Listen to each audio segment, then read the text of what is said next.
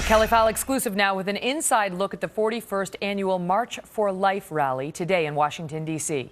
Tonight we have footage from a man who marched with the tens of thousands of pro-life supporters.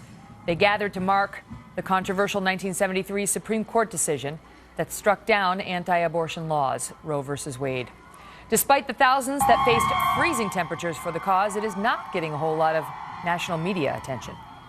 Last year, the day after the March for Life, there was a small anti-gun rally with about 2,000 people, and it got more coverage than we had at the March for Life with hundreds of thousands. Why do you think that is? I think that the liberal media doesn't want to report about the truth about abortion in pro-life America. Dennis Michael Lynch is an investigative filmmaker who was at that rally today and took that footage. Dennis, what did you find? Other than my hands being frostbitten, I found droves and droves and droves of people. You know, Megan, that I cover a lot of these marches. I have never seen one so big. In fact, it was like trying to film the Grand Canyon. There were so many people.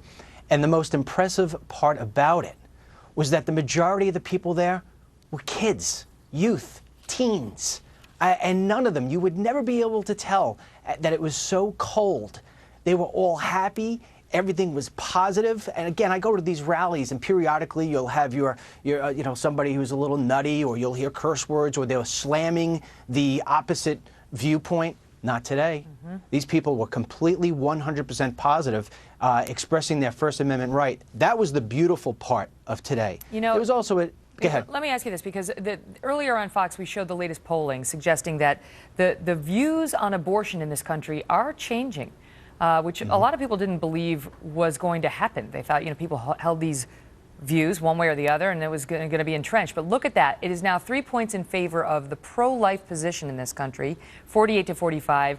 Just over a year ago, it was the opposite. It was 8 points in favor of the pro-choice position. I've heard many commentators today suggest that that is because of the advance of things like technology. More and more we're seeing, sonograms and proof of what a 20 to 24-week-old fetus, which can be aborted in most states, looks like in the womb.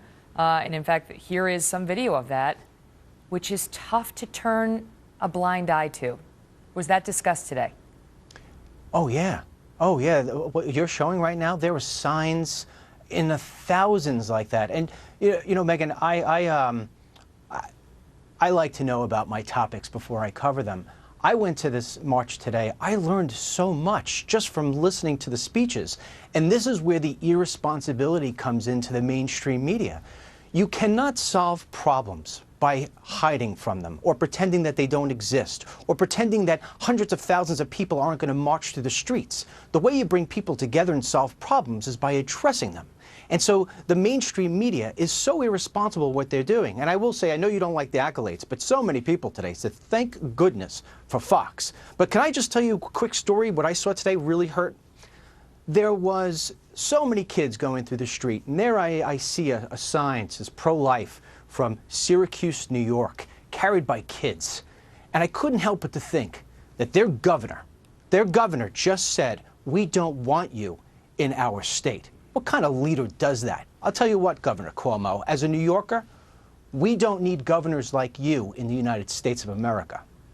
And he has yet to apologize for those comments. David Michael Lynch. Who needs his apology? Good to see you. Good to see you. All the best.